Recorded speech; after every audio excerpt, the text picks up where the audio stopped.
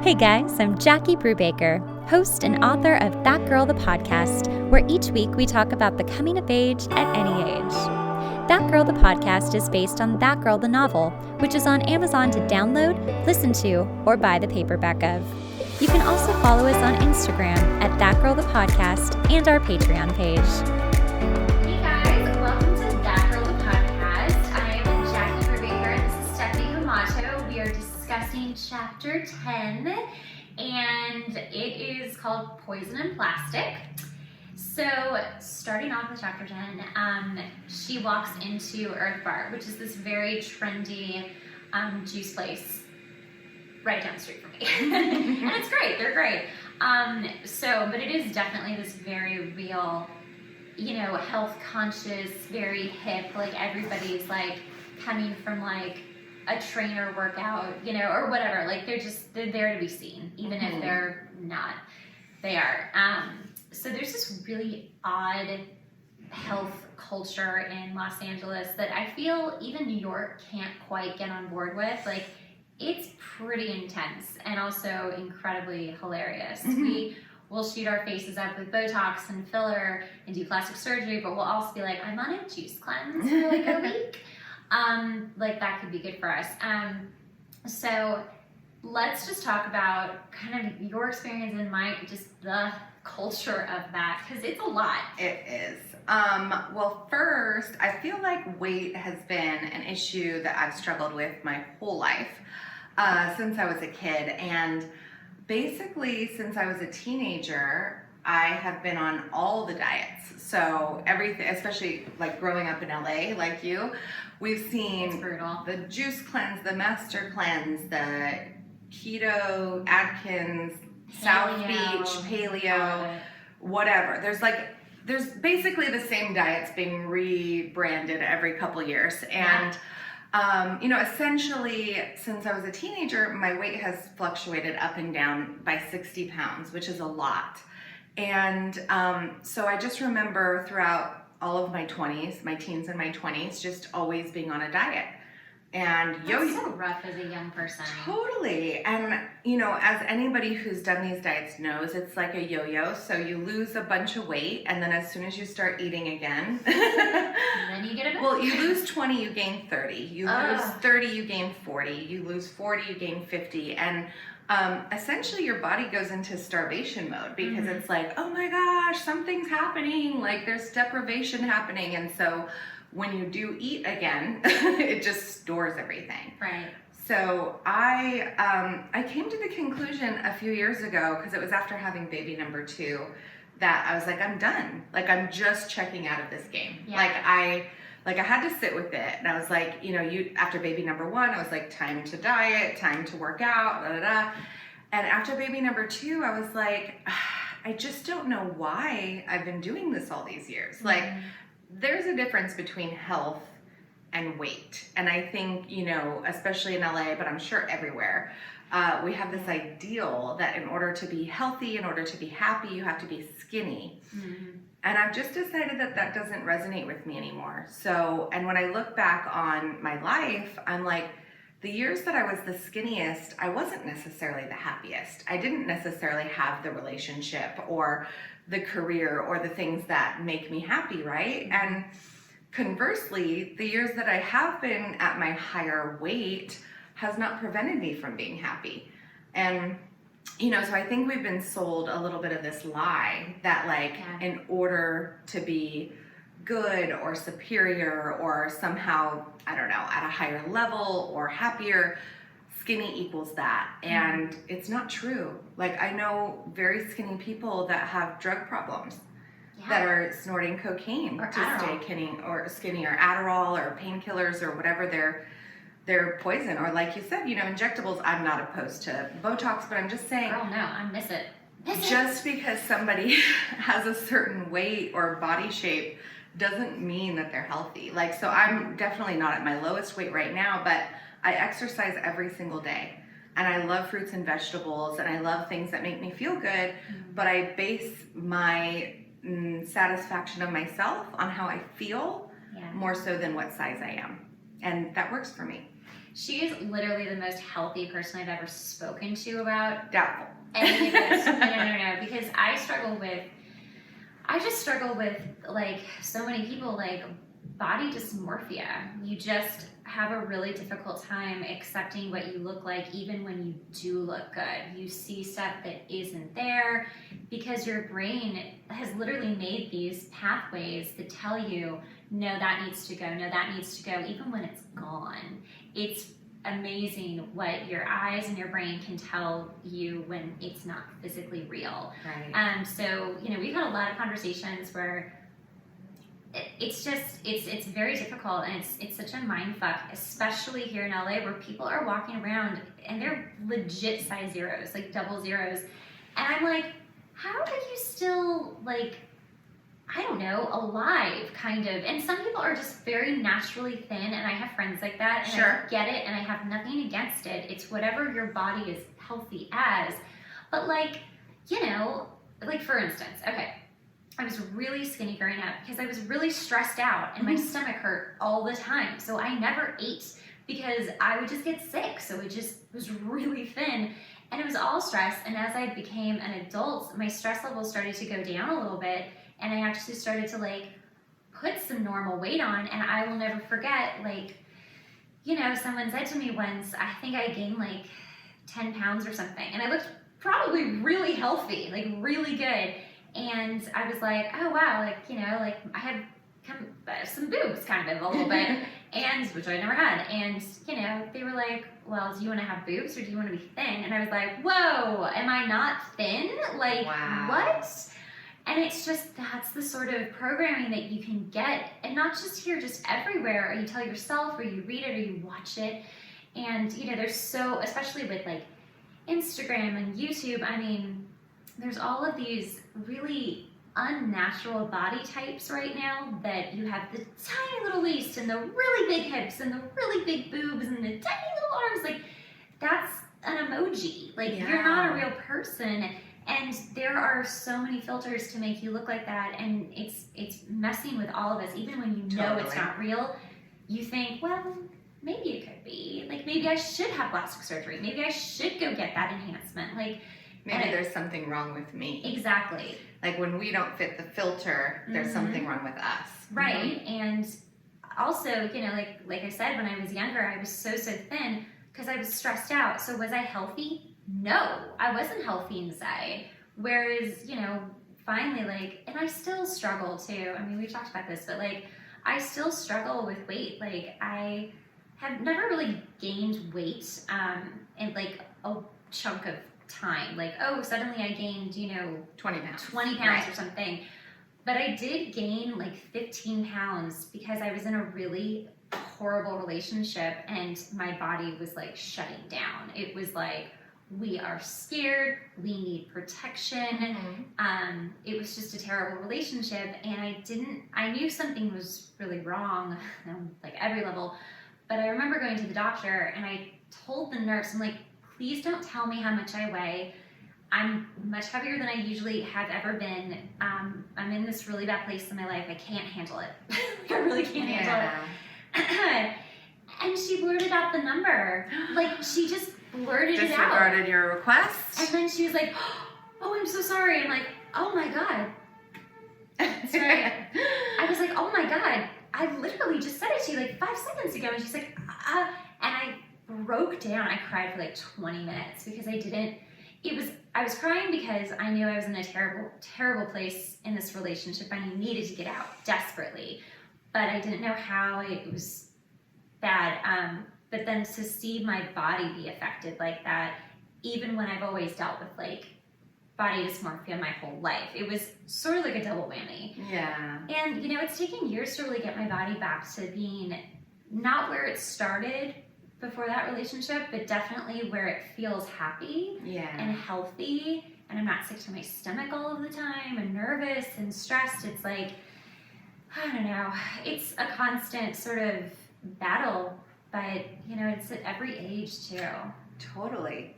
Well, and you also have to think, like, we're all born with such very different bodies, right? Completely. And I'm not one of those people that believes like, oh, if you're overweight, it's genetics. Like, I don't necessarily think that.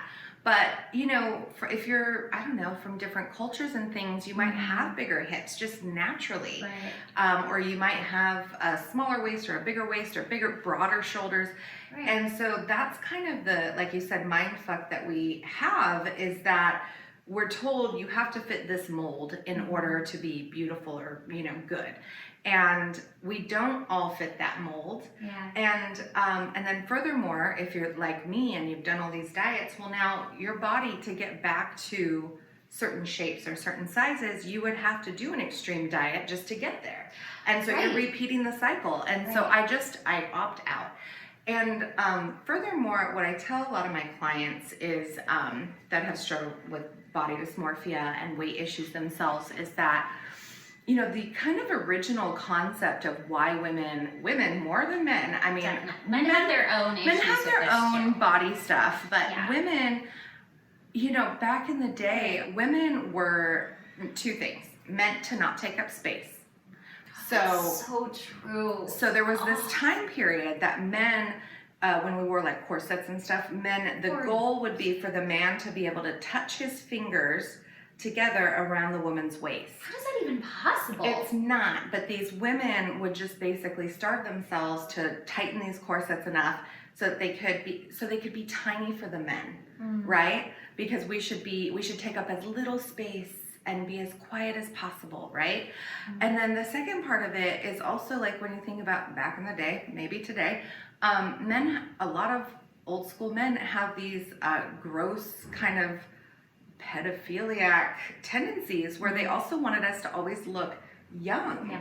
And they want us to, so part of that, like, taking up very small space and being as tiny as possible, is to fit this very outdated, old school, like, bleh mentality that, like, men used to want to be these, like, big, strong men, and we should be these dainty little tiny women. Right. And fuck it, you know? I would have absolutely been a suffragette, like, for sure. I would have had the feeding tube down my throat. I would have been in prison. I would have absolutely been that girl. That girl. I would have been that girl, the Victorian style. Everything you said is terrifying and true, and it's like, we've come a long way. I remember when the Dove campaign came out years ago now, and it was amazing to finally see women of all shapes and sizes and colors and ethnicities, like, be represented and to just be accepted. And I feel like, you know, and another brand that does an incredible job is American Eagle Outfitters, which I buy so much stuff from. Like, I love them. But I love that they have real women of all shapes and sizes modeling the bikinis. So you're like, oh my gosh, okay, thank you. Thank you for, like, just opening my eyes, getting it out of that neural pathway of what it should be, and showing what it actually is. And representing us. Because I think marketing, you know, it's always kind of wanted us to fit into their mold versus, why don't you represent what we actually look like and show me what your bathing suit looks like on me, you know? So true. All right, that was a good talk. LA, man. It's rough, kids. Talk about an embarrassing moment with a boyfriend, which we have certainly gone through chapter 13. If you haven't read chapter 13, you need to. It is so, I felt so embarrassed for that girl. And I could feel it. Like, I was like, oh my gosh, this is mortifying. Yeah, you mean for me. For you, me. Oh my God, that was really Jackie. That was verbatim what happened. Gosh. It was the most embarrassing moment of my life, which is why I'm now sharing it openly.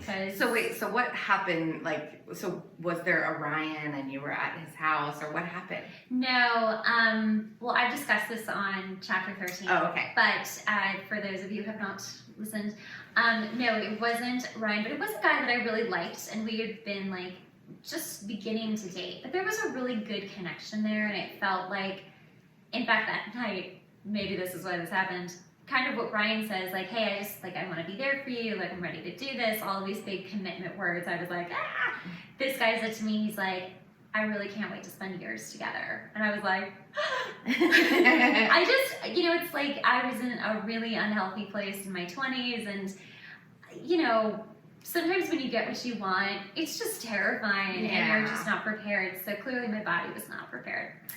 So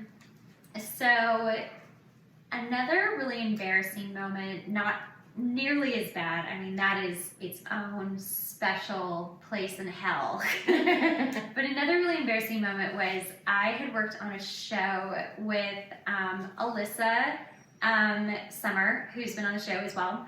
She and I worked on this show together in Anguilla in the Caribbean. It's this teeny tiny little island. It's like 12 miles wide. It's really small. And we all ended up getting really bad parasites. Oh, yeah, I've never had parasite, and now I will probably always have one at this point. I'm actually still kind of dealing with some of it. Anyway, so we all got parasites, and that was fun. And it wasn't exactly what you would think, like, oh, I'm throwing up all the time or whatever. I'm losing we did all lose a lot of weight. I'm not gonna lie. I was just like, that'll be the next LA diet, by the way. Eat a parasite. Seriously, I think that happens.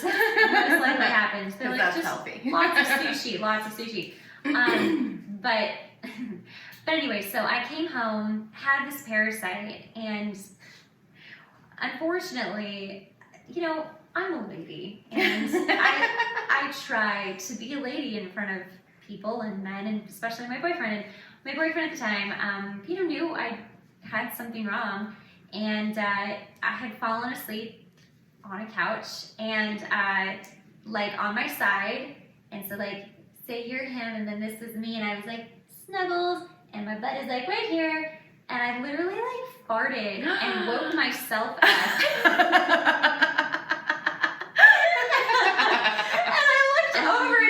Oh my gosh. Like, he was so disgusted. It wasn't even funny to him. He was like, what's wrong with you? And I'm like, I'm sorry, I have a parasite. It was awful. Like, I couldn't control, like, farting. It was awful. It took a long time for it to be gone, and that's why I still think you got to be really diligent with parasites. I'm about to do another parasite cleanse because I had sushi a couple of weeks ago, and I had all the same symptoms.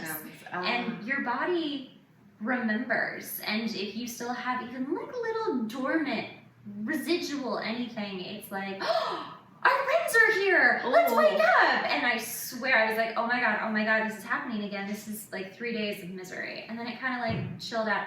If you have a parasite or have had sushi recently, you should please go get yourself some roasted pumpkin seeds and eat those. They're delicious.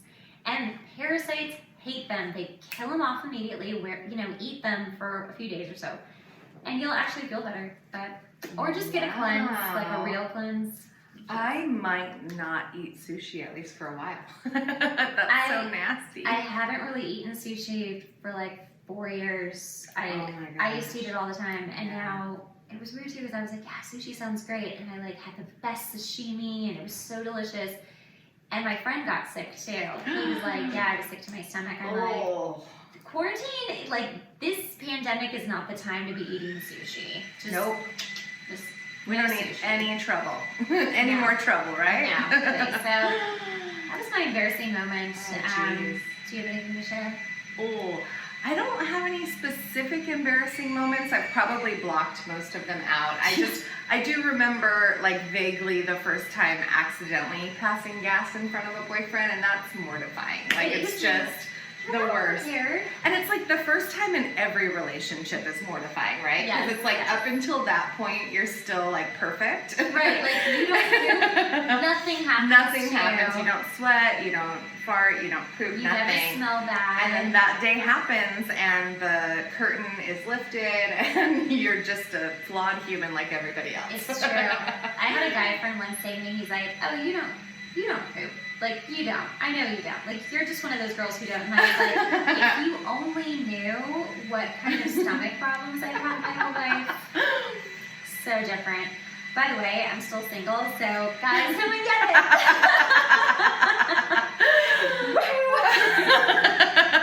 I am a catch bumble. She really is, though. I think you should hit her up anyways. You should, yeah. Just don't feed her sushi, you'll be fine. I don't want a sushi date. Oh my gosh, okay, next. So next question is, talk about a time you worked with someone that you admired.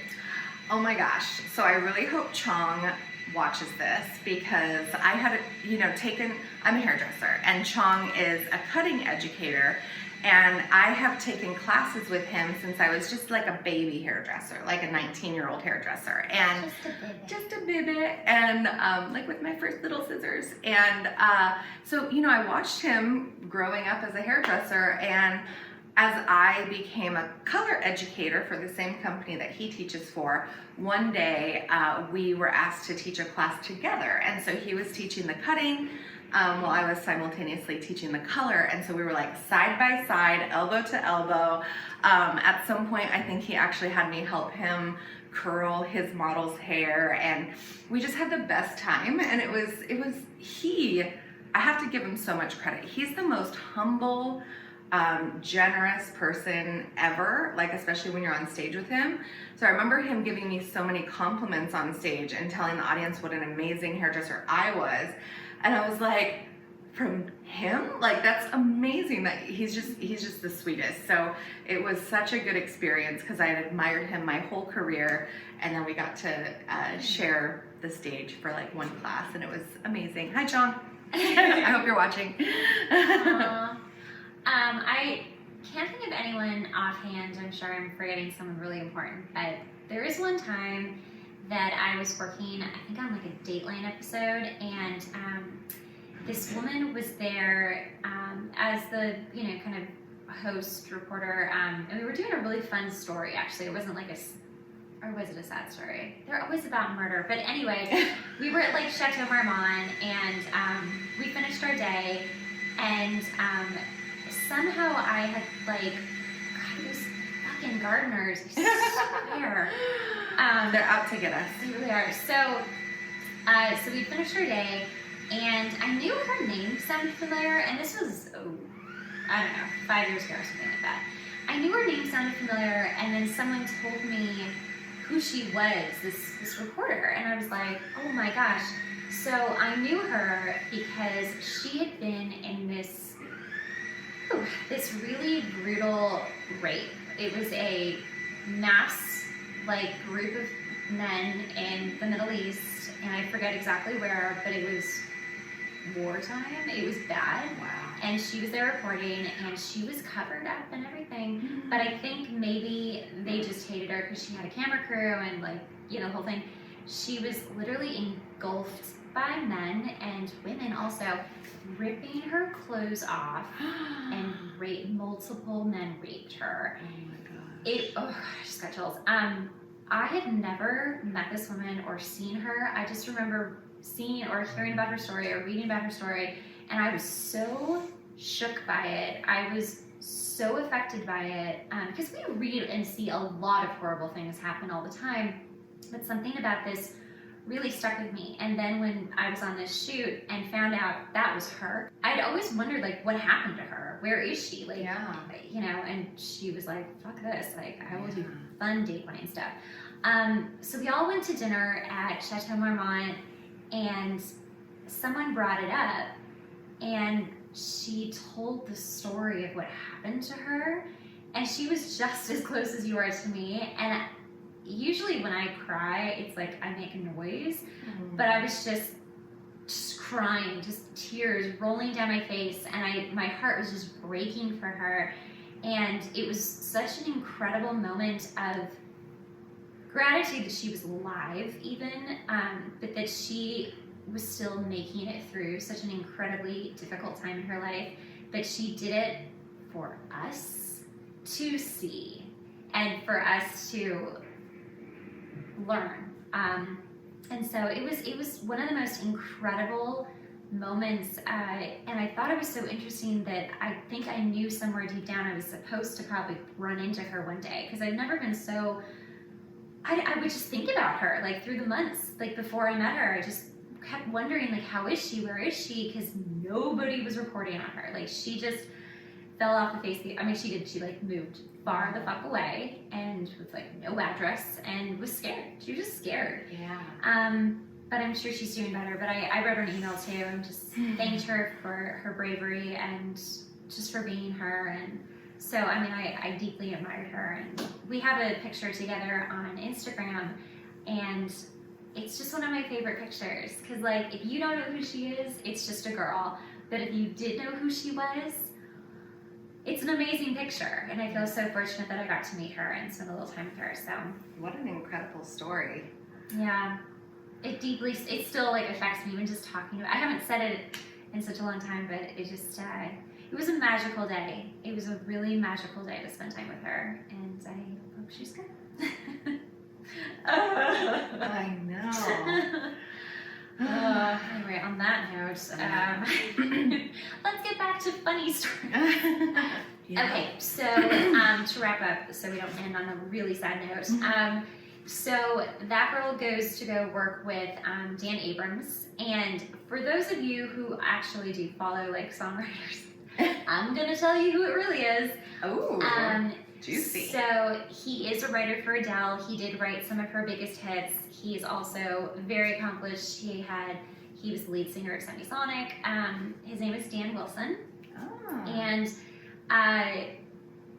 he's been in like my circle of people for a really long time. I don't know him personally, but you know, he's a really amazing songwriter, and the most down-to-earth person you've ever met. If you follow him on Instagram, it's like your sweet dad getting up and like playing some music and just being like, be nice to people, and here's a song. Like he'll like play a lullaby he wrote, and I'm just like, oh Dad, I love you. Like you could just message him, I bet, and he would be like, hey, thanks. He's just a really nice guy. But you know, it's really lovely when people are nice. Yeah, yeah. You know, but he's a cool dude. He's a really cool dude. But this chapter made me fall so much more in love with Ryan, because I'm like, I love how he shows up in this chapter. Not only, you know, they obviously had just kind of hooked up the last chapter and her embarrassing moment happened, but then he gets her the meeting with Dan Abrams, and when she goes into the meeting, he's kind of, Ryan is kind of standoffish to her, and she's like, oh, what is he thinking, or whatever. And after the meeting, you know, he's back to being loving and normal and everything, and I think she confronts him about why she got this meeting, and he said, no, this is because you have street cred. And I love him so much because, you know, it seems, I don't know, I haven't finished the rest of the book, but it seems as though he just really cares about her, and he wants the best for her, both like in her situation with the musician, what was his name, that she wrote the song with? Which one? Dan? No, before that. The guy she was dating. Oh, Ezra. Ezra, yes. So he wants the best with her, both with like the song she wrote with Ezra, but like, you know, he sees an opportunity with her for her, and he puts her in there. I don't know. I'm loving Ryan. He's such a good guy. I really am hoping that I'm manifesting my Ryan right now, because that would be the best if I met him. Just saying. No, I think it's cool because I certainly went through that with people in the music industry when I was a songwriter. I kept thinking, just give me a break, just give me a chance, give me a chance. But you do need that cred. You just do, because if you don't, like, no one's really going to take time out of their schedule. They're busy, they're tired, like, they're not gonna. So you've got to really make it happen. And she did, you know, she found someone, and maybe it was a little rocky, but like, you know, she got the chance, and now, you know, Ryan's like, because no one can just pass you off to someone in any kind of business as like, you should just take my word on it. They're great. Like, people need some sort of street cred, like some kind of cred. But yeah, no, Ryan's a sweetheart, you know, he's a good one, and I like that he, I don't want to give too much away, but I like that he allows her to grow. I think he's allowing her to grow without being like condescending or without being overbearing. He's just always kind of setting it up a little bit so that she can knock it down. Yeah, and he seems really patient and loving, so I hope he stays that way. Well, we also learned that Ryan, briefly, I don't like to get into detail with characters because I really want you to create them in your head. But with Ryan, like, he came from like foster care, like he came from some really hard stuff, like a really tough background, and it's like he had the opportunity to just, you know, live in a slummy neighborhood and maybe get involved with the gang and like the whole thing, but he didn't do that, and it's not always that easy, as we know, but you know, he worked really, really hard and took the opportunities that he was given. And, you know, I think that's why he might be a lot more patient with people and a lot more understanding, because it's not just that easy. It's not just, oh, I can write a good song, give me a shot. It's like, no, it's not really like gonna be that easy for you, sorry. Yeah. Not like putting you through stuff, but you do appreciate it more. Totally. So, I mean, he's a good one. Oh. I feel like I talk about Ryan on this podcast like he's a real person. And while he was based off of a friend of mine who still doesn't know it's him. Ooh. Are you ever going to tell him? I feel like it would be so overwhelming if I told him now, like, hey, it's you. He'd be like, wait, what? I didn't know I meant that much to you. Do you have feelings for this maybe Ryan character person? Well, he's engaged, so Oh. no. No, we did. We tried dating. We did. It was the same situation. We really tried dating over and over again. But both of us just like couldn't get there. And it was like, you know, obviously he was meant to find his fiance, who's lovely. I have not met her, but she seems quite nice and very talented. But yeah, you know, it was just like that. Interesting. We'll see. Manifesting the Ryan. I feel like that girl is manifesting all kinds of good stuff since the book started. Like, I mean, obviously I don't know her from before the book started, but it sounds like she was a little bit of a shit show. Yeah. And then seeing like how she's manifesting like this song and this, you know, maybe record situation and Ryan and all these things. I'm like, ooh, like her law of attraction's really working. She is. She's very much in the flow of her life right now. Totally. She's good. And that's good just to remember. I mean, you and I both are very much about law of attraction and staying in your flow, just finding your alignment, not controlling too much, not pushing too hard, just like when you feel the intuition to go do something, you just go do it and don't ask questions, and like it does work itself out. Yep. Yeah, I think she's learning that because, you know, sometimes too, I mean, she starts off like at basically rock bottom. Yeah. And she's like, well, I mean, this hasn't worked, so maybe I'll try something else. Yep. So, well, thank you for coming over. Thanks for having me again. This is always so much fun. I know. You'll just keep coming back. Okay. Please have me back. All right, you guys, you can follow her on all of her handles. They'll show right here.